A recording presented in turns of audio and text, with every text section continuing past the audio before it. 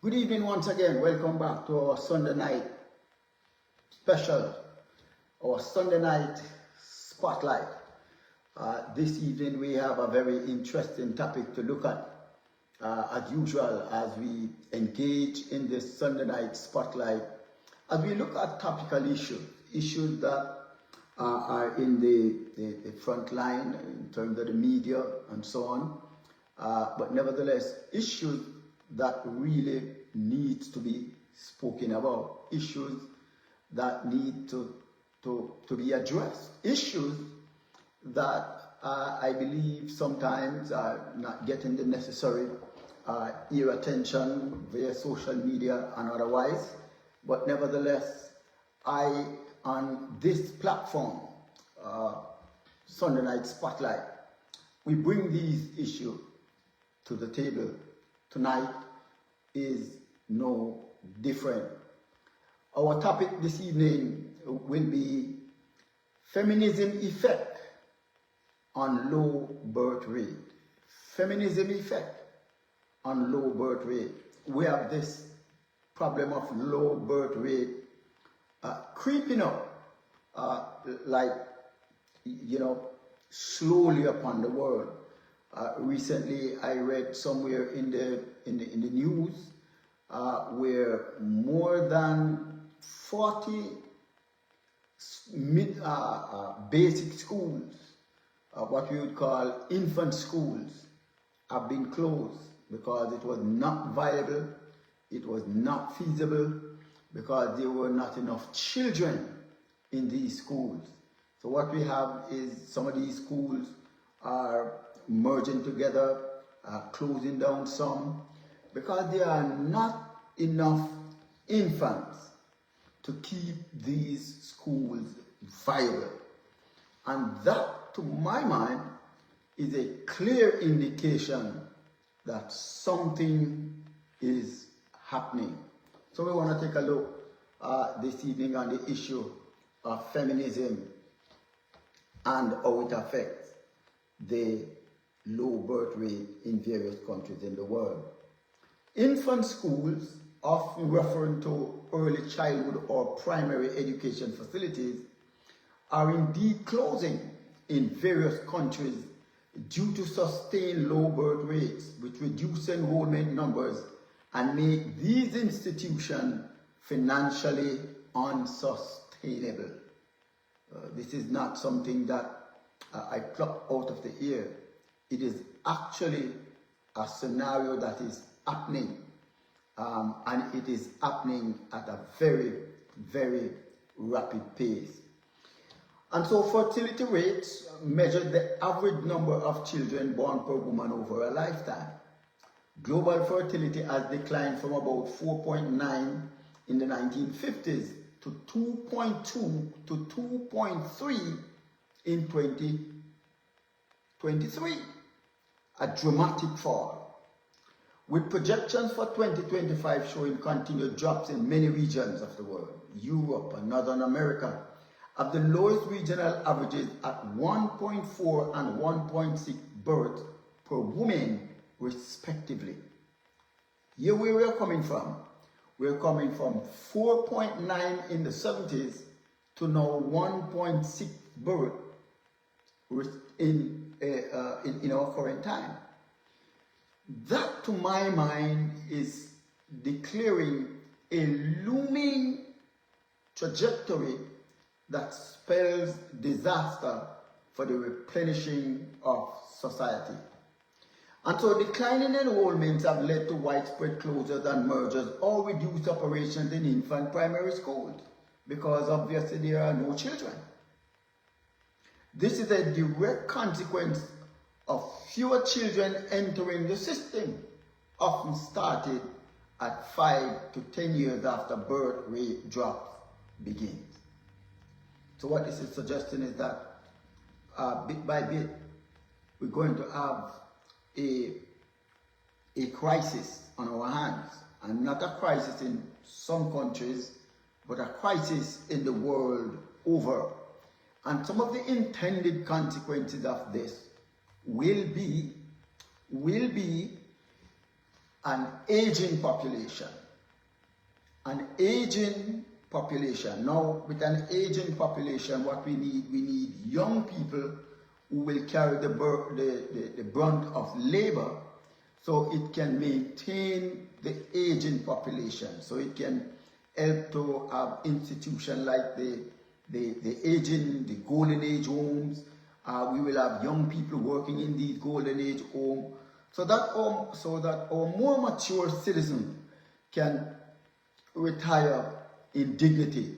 But if we have no babies being born, it stands to reason then that as the population ages, there is less human resource to take care of them, and that adversely will affect the society.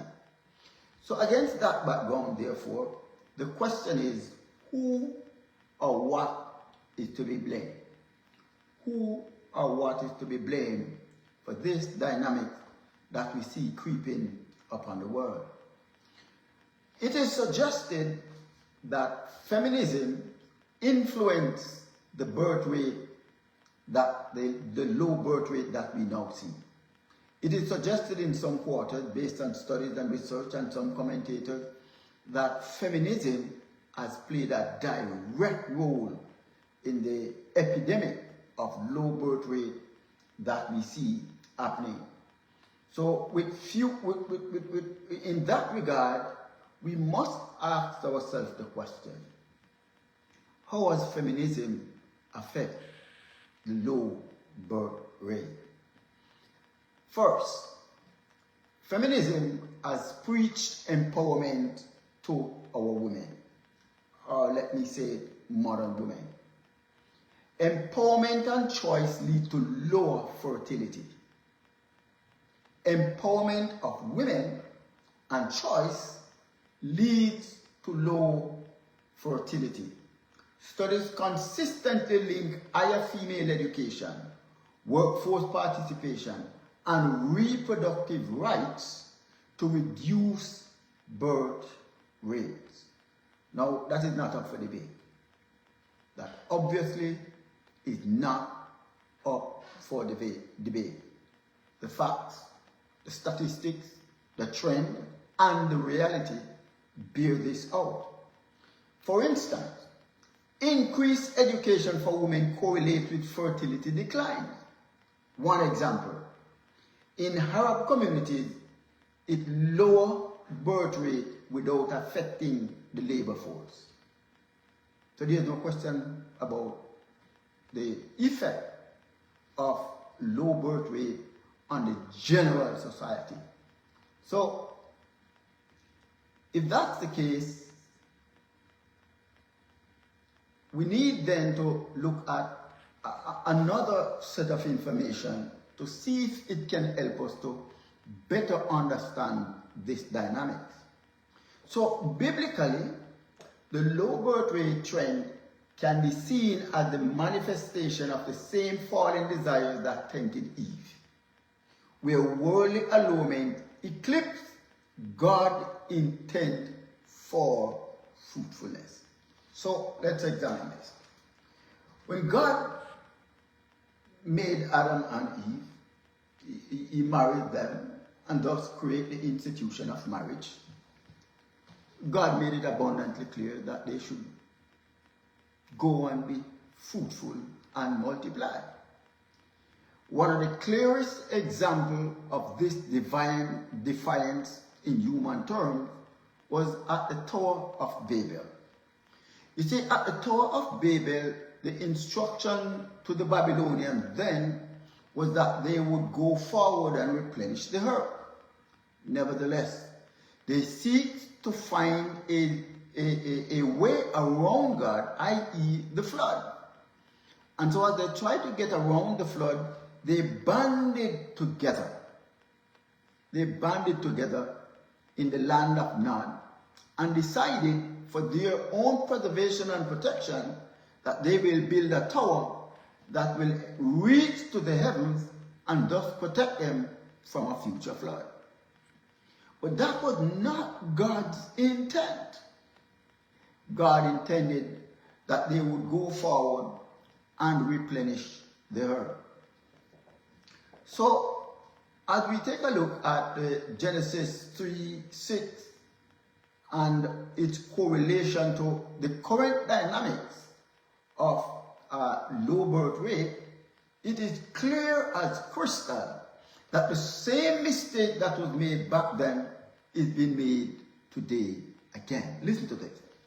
Genesis 3:6 describes Eve's temptation and decision to eat the forbidden fruit. And it declares, and when the woman saw that the tree was good for food, and that it was pleasant to the eyes, and a tree to be desired to make one wise.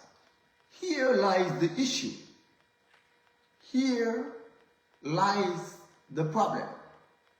From a biblical perspective, this verse illustrates the threefold nature of temptation, which parallels the lust of the flesh, lust of the eyes, and the pride of life. These three dynamics come together and did make trouble for our first parents. The result today is exactly the same. Listen to this. Eve's choice reflects humanity's post-fall inclination to prioritize self-gratification. What did I say? Self-gratification.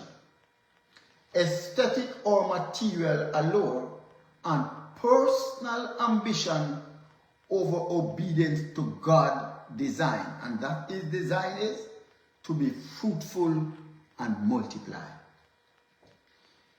The same pattern of misplaced priorities can be applied to the current global decline in birth rates, often described as an epidemic due to its widespread economic impact. So, in short, the same mistake that our first parents made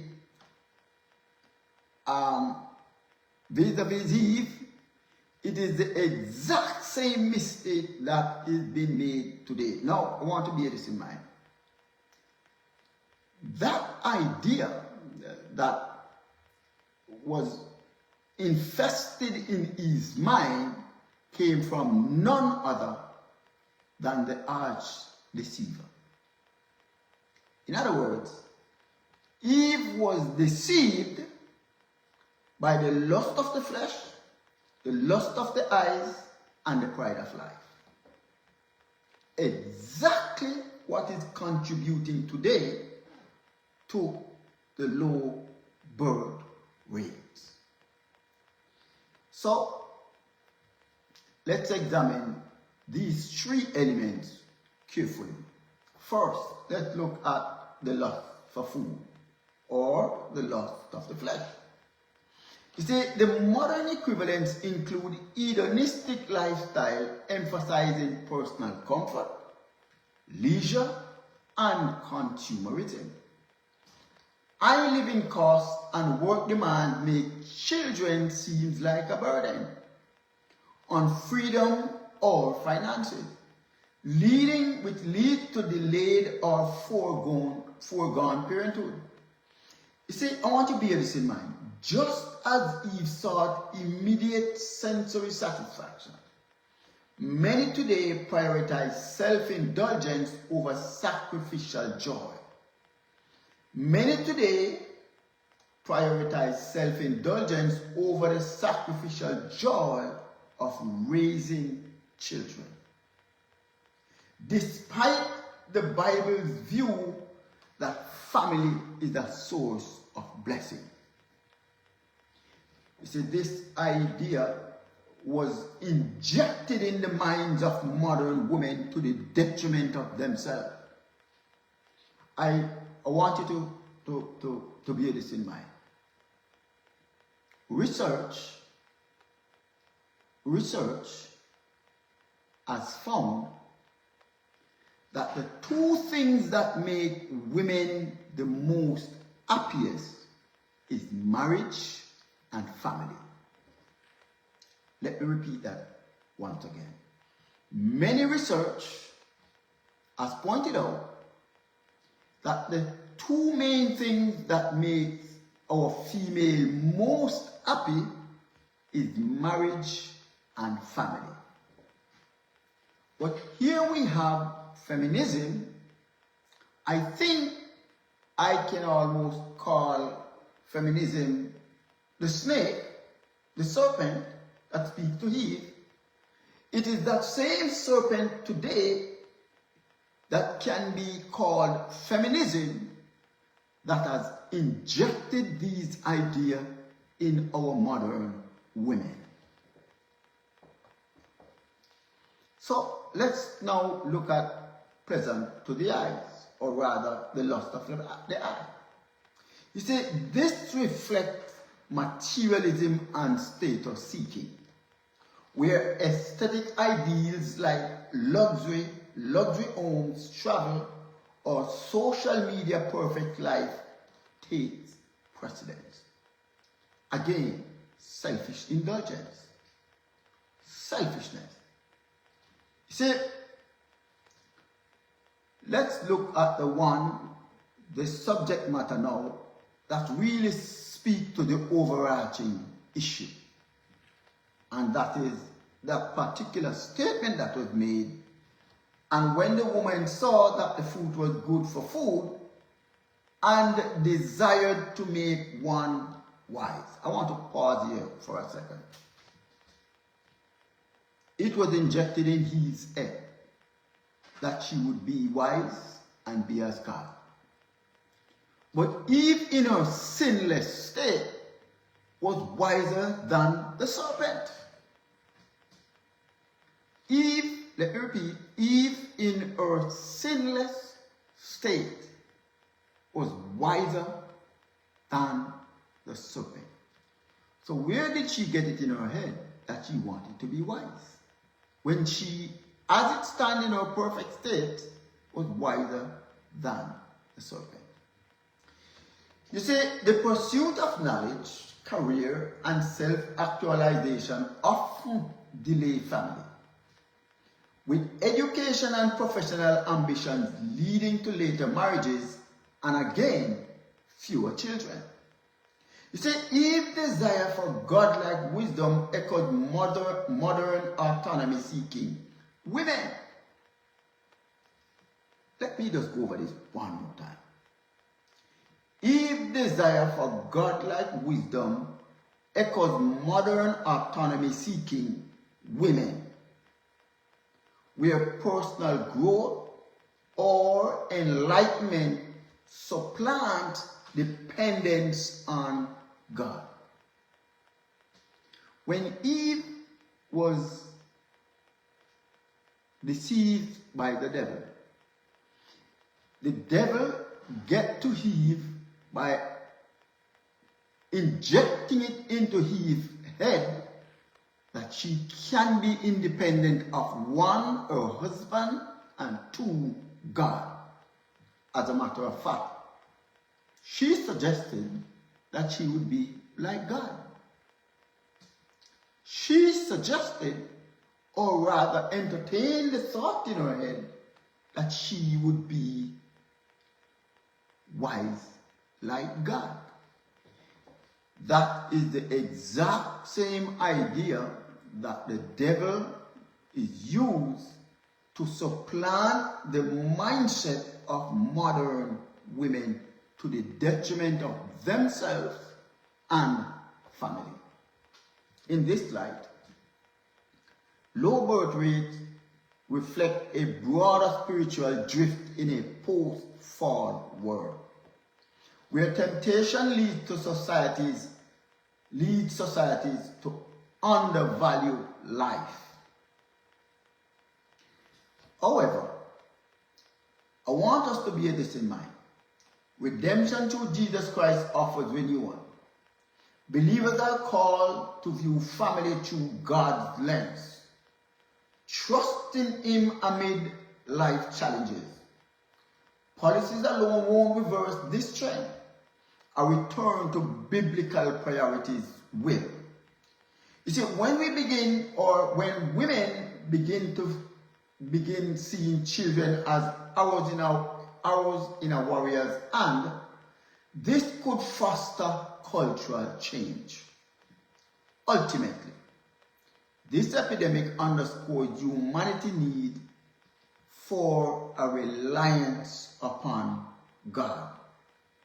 And what will happen? It will restore the right desire and fruitfulness in all areas of life. In other words, the desire will be there to see family as priority. The issue is women are getting more educated, they are getting more independent, they're moving up the social and corporate ladder. So they now are making choice that suits their personal desire, individual desire, and not taking action on the basis of the general good of the society. This is the devil's way of destroying God's creation. And so it is in this regard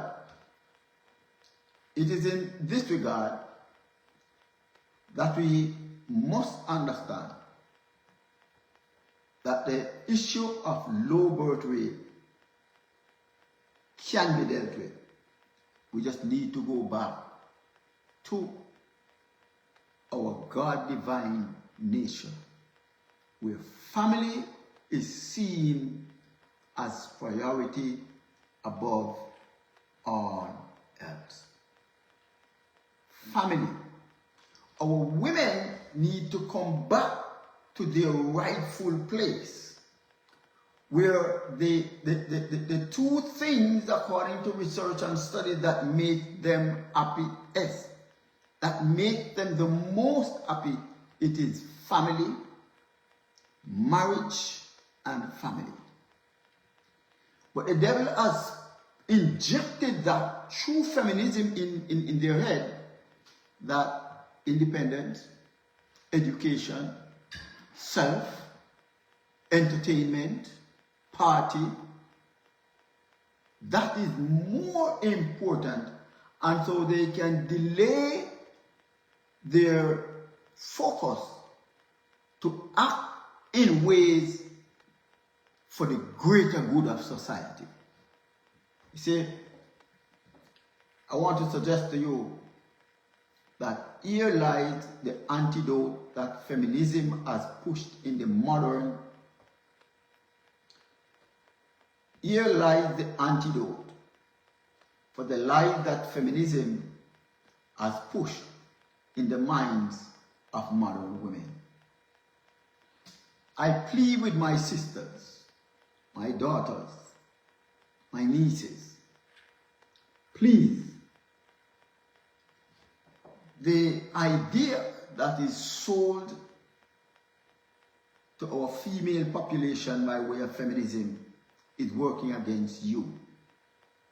It is working against society. And as such, the trajectory is the society will suffer generally by way of low birth rate. So I ask our female to ask themselves the question, is this lie that is told to them by feminism, that they must go out there and seek it, they must be independent of their male, they must delay birth, they must delay family, they must abandon marriage? Is it working out, or will it work out for the greater good of the society? In fact, will it work out for modern women in this time? I want to suggest to you that it will not.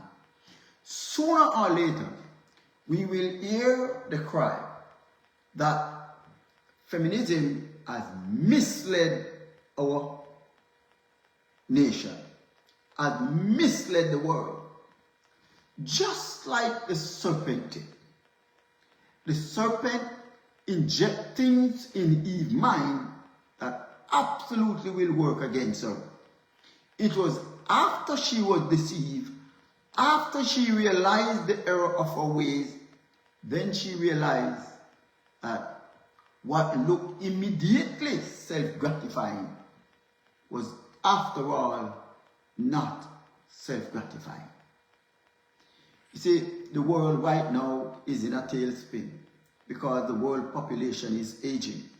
And as the world population ages, it means therefore that we who are in our 50s, when we begin to age, we will then feel the consequences fully, like a whirlwind of low birth rate. So as I close this evening, I ask that we take a look at what is happening around us and come back to the place where we see or earn the most value, and that is in marriage and family.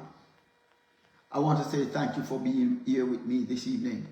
I want to let you know that we will be back here next Sunday night, when we will look at another interesting topic to bring to you in Sunday night spotlight. I want to say God bless you, and continue to listen, continue to participate, continue to send your statements or your comments, so we can better able to feed you with information that is most certainly bring enlightenment to this generation, this current generation as it is. So I want to say God bless. See you next week.